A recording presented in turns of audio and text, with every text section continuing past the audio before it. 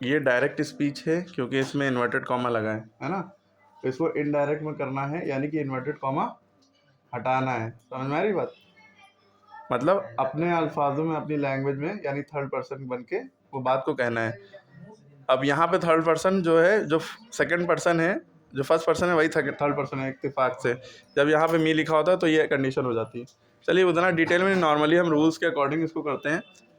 She says to me, देखिए ये पूरा पार्ट, ये जो इन्वर्टेड कॉमा के बाहर वाला पार्ट है ये रिपोर्टिंग वर्ब कहलाता है, इन्वर्टेड कॉमा के अंदर वाला पार्ट रिपोर्टेड स्पीच कहलाता है।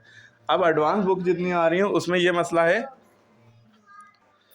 अब जो एडवांस बुक है उसमें क्या मामला है कि ये सेज टू खाली इतने पोर्शन को वो रिपोर्टिंग वर्ब कह रहे हैं, ठीक है। जो ओल्ड बुक हैं आपको वो पूरे पोर्शन को, जो रिपोर्टिंग वर्ब पूरे पोर्शन को कह रहे हैं। समझ में आ रही बात?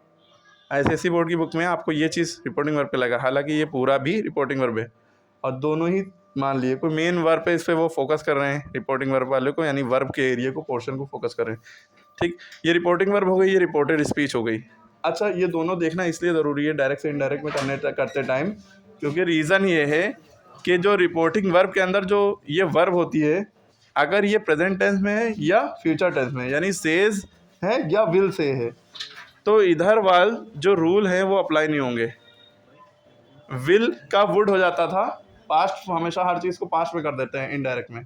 कभी भूलो एक्टिव पैसिव डायरेक्ट इनडायरेक्ट के रूल में कन्फ्यूजन हो, एक बात याद रखो कि फ्यूचर में, सॉरी, डायरेक्ट से इनडायरेक्ट में हर चीज़ को पास्ट में कर देते हैं। बस इतनी बात याद रखनी है।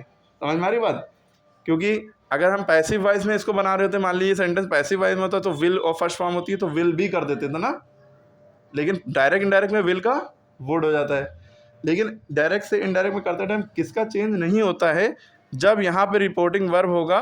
रिपोर्टिंग वर्ब में क्या होगा?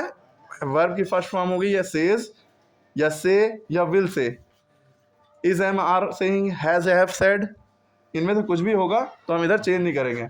खाली चेंज कब करते हैं इधर? जब इधर सेड टू हो या सेड हो, बस दो ही कंडीशन में चेंज होता है, ठीक है। समझ में आई बात? आप लोग इसका बताइए क्या होगा। जैसे शी लिखा है, शी का तो शी रहेगा, सेज टू का क्या होता है? जैसे सेड टू का टोल्ड हो जाता है, सेज टू का टेल्स हो जाएगा। सेज टू का क्या हो जाता है? टेल्स। याद रहेगा? खाली सेज होता, सेज ही रहता, सेज टू है तो टेल्स हो जाएगा। तो शी सेज टू मी यानी शी टेल्स मी, उसने मुझसे कहा या बोला या बताया।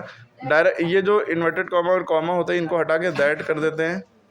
शी टेल्स मी दैट, आई का क्या हो जाएगा? शी। उसने मुझसे कहा कि मैं तुम्हें कल मिलने आऊँगी या देखने आऊँगी, ठीक है। उसने मुझसे कहा कि वो कल मुझसे मिलने आए, कि वो, कि दैट माने कि वो को इंग्लिश में शी कहते हैं, लड़के के लिए ही होता है। नहीं, दैट शी विल का वुड होना चाहिए, लेकिन विल ही रहेगा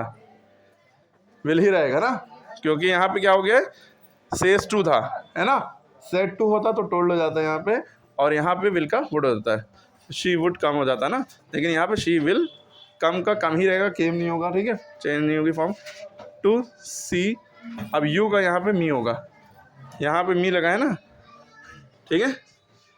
एक ही सेंटेंस है लेकिन बातें बहुत सारी हैं। अब इसी को जहाँ पे सेज टू लगाएं, यहाँ पे सेड टू करके बताइए क्या होगा आंसर।